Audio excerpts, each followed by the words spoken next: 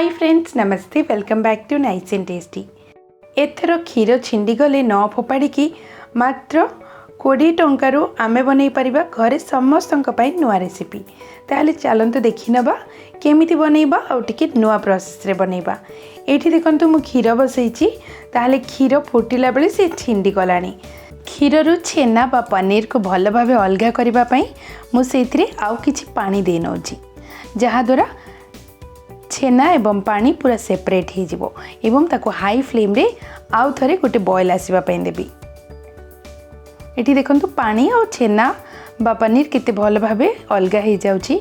एठी मोर गोटे बॉयल आसी गलानी। वर्तमान ताको छाणी नबा। गैस रो फ्लेम को मैं एठी बंद करि नउछि एवं याको आमे नेबा आउ गोटे पात्र रे एवं गोटे छंका नै कि सब गुडा पानी एमिति छाणी कि बाहर करि नबा। एठी आमे 2 ରୁ 3 मिनट पई छाड़ी नबा जेमिति पानी बाहरी जिवो।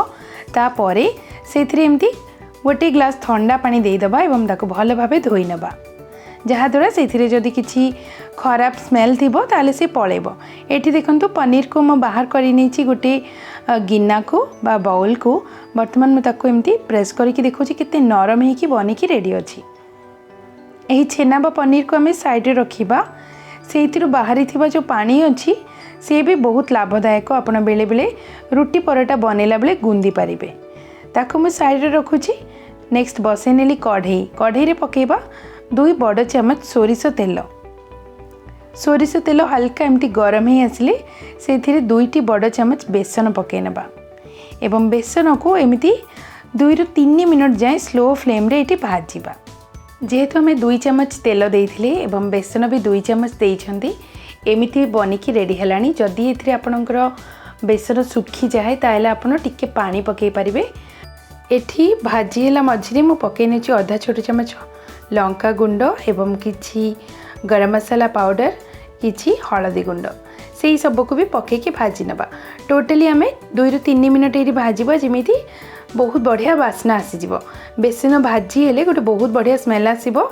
सेमिति स्मेल आसला जे हमें भाजीबा एवं टिके इतर कलर भी चेंज हो जिवो।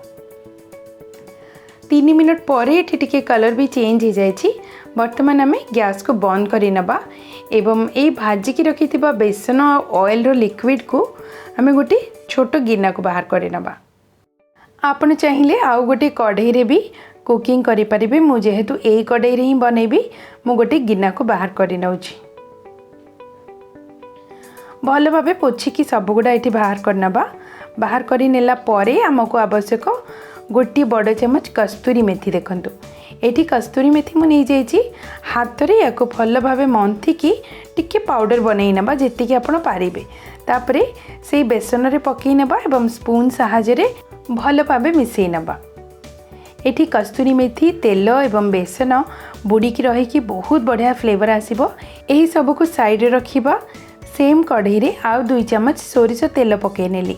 एठी कढ़ई को धोइबा आवश्यक नहीं, जेहेतु सेथिरे केवल बेसन लागिछि। मु सेथिरे पकै नेली गोटी कंचा लंका एवं 2टी मीडियम साइज रो पियाज, जहाको छोट करी काटी के पकै नेछि। पियाज भाजी हेबा पई सेथिरे आवश्यक अनुसार लूण दे दबा एवं भल भाबे पुनी मिसै नबा। एठी 2 minute slow to medium flame रे आमे रखिबा जेमिति पियाज टिके गोल्डन ब्राउन हे जिवो।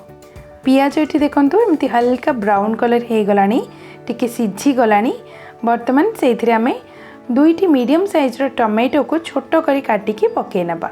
टमाटो को भल भाबे पुनी मिसेबा। जेहेतु आमे ऑलरेडी लूण पके नैथिले ताको देखि कि आवश्यक हेले लूण पकेइबा, किंतु मु एठी अधिक लूण पकेइथिली तो मु एठी लूण पकोनी। वर्तमान मिसै नेला परे याको आमे घोड़े नबा एवं 3 ରୁ 4 मिनट पई छाड़ी दबा जेमिति टमाटो टिके नरम हे जिवो।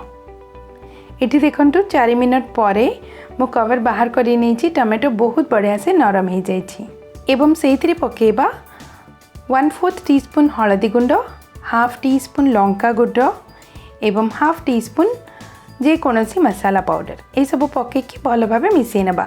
जेहेतु हमें लंका गुंड हळदी गुंड बेसन रे देइथिले हम एठी कम पकेइछंती। मिसै नेला परे मु एठी रखिथिबा बेसन एवं तेल एवं कस्तूरी मेथी सेही सब को पके नउछि। एगुडा पके नेला परे पुनी आमे को भल भाबे मिसै नबा। एठी गोटे मिनट पाई एमती भल भाव मिसेबा और स्लो फ्लेम रे गैस को रखी मिसेबा। ये देखो हो गलानी से पकेबा गोटे गिना पानी। आपण को आवश्यक हेले आपण आउ टिके पानी दे पारिबे। तो गोटे थर रे सबगुड़ा पानी न देकी एमती प्रथमे गोटे गिना पानी देदेबा। तापर या आम भल भाव मिसई नबा। जेहेतु ये बेसन अच्छी तो सी टिके ठीक हो देखो केमिति मोटा हो जाइए। एठी आवश्यक हेले आपण आउ टिके लुण दे पारिबे। लुण कम थिला तो मु लुण दे नहीं एवं आधा टीस्पून माने आधा छोट चामच मुझे देदेली चीनी एवं भल भाव मिसई नबा। आपण चाहिए गुड़ भी दे पारिबे। आपण चाहिए चीनी नदेले भी भल लगे। एठी टिके मोटा लगुच मु आउ अधा गिना पानी देदेली। पानी एमती आवश्यक हेले देबे गोटे थर रे सबगुड़ा पकेबेनी। तो पुणी या मु भल भाव मिसई नौछि एवं स्लो फ्लेम रे या फुटापी छाड़ीदबा।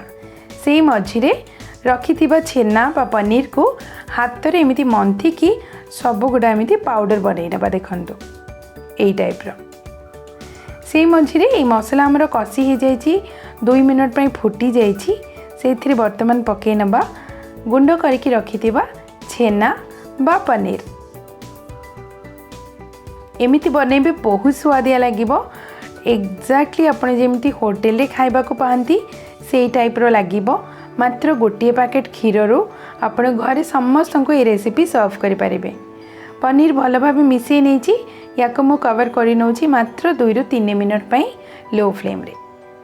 3 मिनट पर देखंतु कवर बाहर कली तेल भी टिके छाड़ी आसुची माने जानिबा हमर तरकारी बा पनीर भुजी हमर बनिकी रेडी हो सारानी। एमिति बेसन पकईकी बनइबे एवं टिके सेमी लिक्विड रखिबे माने टिके एमिति पानी रखिबे जहाँ द्वारा रोटी परोठा किंबा भात सहित बहुत स्वादिया लागिबो। वर्तमान मु गैस को बंद कर नौछि एवं या आम बाहर करना सर्विंग प्लेट को। देखिले तो मात्र गोटे पैकेट क्षीर रे आमे केते गुड़ा पनीर भुजी बनै की रेडी करि पाले। मात्र गोटे पैकेट क्षीर रू बनैथिबा ए पनीर भुजी आपण मिनिमम 4 ରୁ 5 जन को सर्व करि पारिबे। एही रेसिपी भात सहित किंबा रोटी परोटा सहित खूब स्वादिया लागिबो। थरे निश्चय बनांतु केमिति बनेला कमेंट करके निश्चय कहंतु। वीडियो पसंद आसिले आपनक फ्रेंड्स और रिलेटिव्स को निश्चय शेयर करंतु। आउ एमिति सिंपल आउ इजी रेसिपीज पई आम चैनल नाइस एंड टेस्टी को एबे सब्सक्राइब करि नियंतु। धन्यवाद।